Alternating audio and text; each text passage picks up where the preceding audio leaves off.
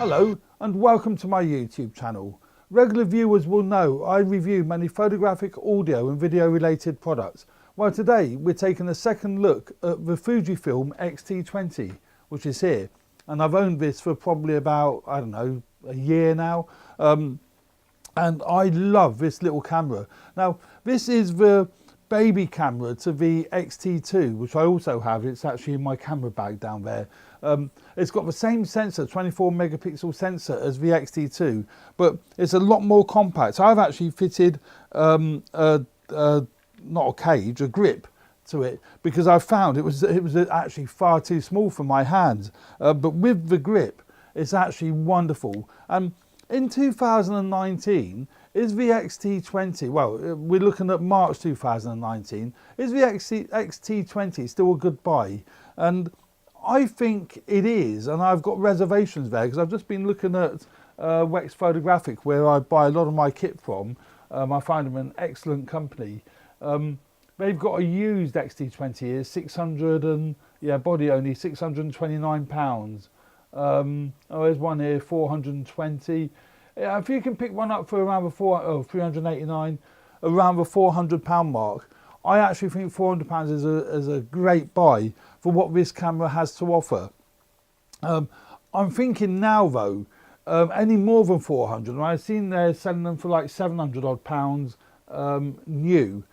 I wouldn't pay that. I would go for the XT30, which is the new model, as it has the same sensor as the XT3. I'm using the XT3 actually to film the main shot now, the close-up shot of me, with my 50 to 140 lens on, my Pro f2.8 lens on, and I'm using the XH1 for filming the wide shot with the standard kit lens, the 16 to 55 lens on, and then these close-up shots of the camera are being filmed on my little Sony Handycam camcorder thing. So yeah, is the XT20 a good camera for 2019? At the right price, if you get it for around £450, I would say it's an exceptionally good camera. Video features are limited. It has got 4K, but it's limited to 10 minutes of 4K, which is fine if you're going around just getting a few snippets here and there. But, you know, so you're out doing photography, but you want to get a few video clips, then it's fine for that, and the quality is really good. It's not as good a quality as the XT2, or certainly not as good as the XT3, but it stands up. It'll be fine, but photographic wise, the image sensor in here, as I say, is the same as the XT2, and I've got some wonderful images out of this camera, and JPEGs straight out the camera as well. You see, I went out on a grotty day. Well, let's get rid of we know that's under and overexposed. This dodgy geezer here happens to be my brother, but yeah, we just went out and about, and you know, this camera and lens combination, it is so sharp. You know, the sharpness is excellent. The dynamic range is very good with this camera. The image sensor is just excellent. And these are JPEGs straight out the camera. Yeah, some of the highlights are blown in the sky. I can bring those back down. Had I shot raw, I can even in JPEG bring those highlights down, increase the shadow detail. I've actually straightened some of these images up in Capture One, so you can see there that you know, some of them have been straightened, some of them haven't. It was a really grotty day in what is effectively a grotty town. But there you go. That's my hometown. Shouldn't be saying that, should I? So there's a cue. There's a clue to where we are. So yeah, it's got good tactile controls. Where you've got your shutter speed dial on the top. You've got a mode dial for selecting, you know, burst rates, single shot, panoramas, and what have you. Exposure compensation. You can also use the front control dial here for your exposure compensation. It's got your flip up mirror. Of course it hasn't got a flip up mirror. 3-inch tilty wilty screen that tilts upwards. like so.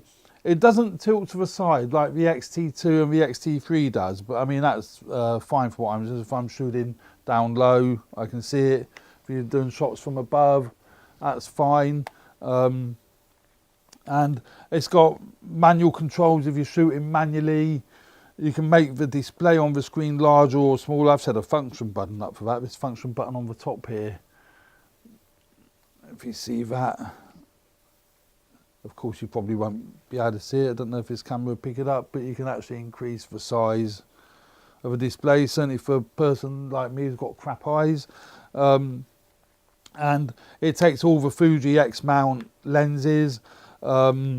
One battery is the standard W126 battery, or the 126S.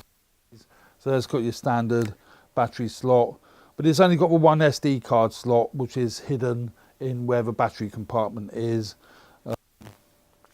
So you haven't got dual card slots, which is fine for, you know, most applications. Unless you're a pro, you would want both SD card slots, but I'm not going down that argument between the 1 and 2 card slot argument. So I've put an additional grip on here because I found it was just too small without the grip, but that's nice and comfortable with that. It's only a cheap grip, I don't know, 30 quid or something. And viewfinder, really nice, bright, high quality viewfinder.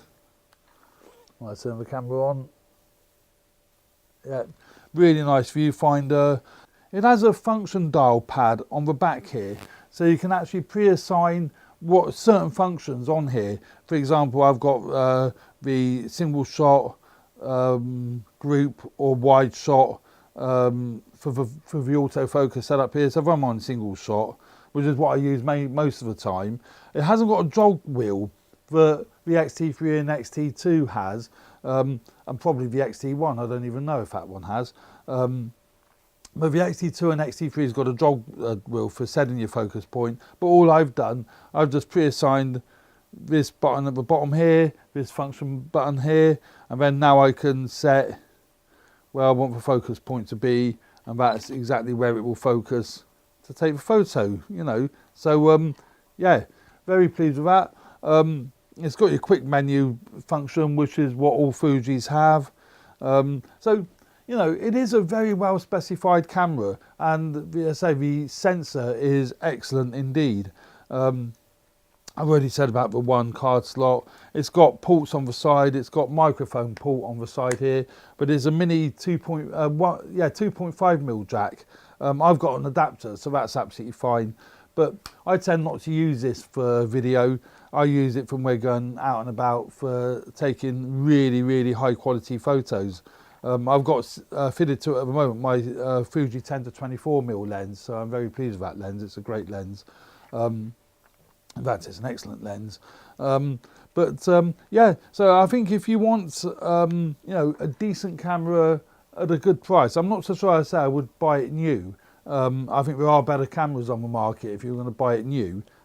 But a used camera around the £400 mark, as you can see there, and you absolutely will not be disappointed with the images, even on a grotty day like this. You know, you'll get some wonderful images. And when we get to indoors, even indoors, you do have to be a little bit careful with motion blur, because it hasn't got in-body image stabilization. It's got stabilization in the lenses, or most of the lenses. As you can see, this lens here has, it's switchable on and off. I always leave it switched on, so I don't need to turn it off. So do be careful with slow shutter speeds. You may find you'll get motion blur. So I tend to shoot at no less than, say, 60th of a second, certainly if I try to 125th of a second. But even indoors, as long as you've got a decent shutter speed set, because this camera will handle high ISOs or higher ISOs without any problem whatsoever. So all of these indoor shots are nice and sharp, because I've set a slightly faster shutter speed, and, you know, very pleased with that. You're not going to better that. You know, it's excellent. And that's with a kit lens. That was the 18-55 kit lens, which are great lenses. Nothing wrong with them at all. Yeah, so there we go. that's my quick thoughts on the Fujifilm XT20, and I do think it's a great buy even in 2019, provided you can get it at around £400 to £500. Then after you'd have to buy lenses unless you've already got a Fuji body. So there we go. Thanks for watching. I hope you found this review of some use.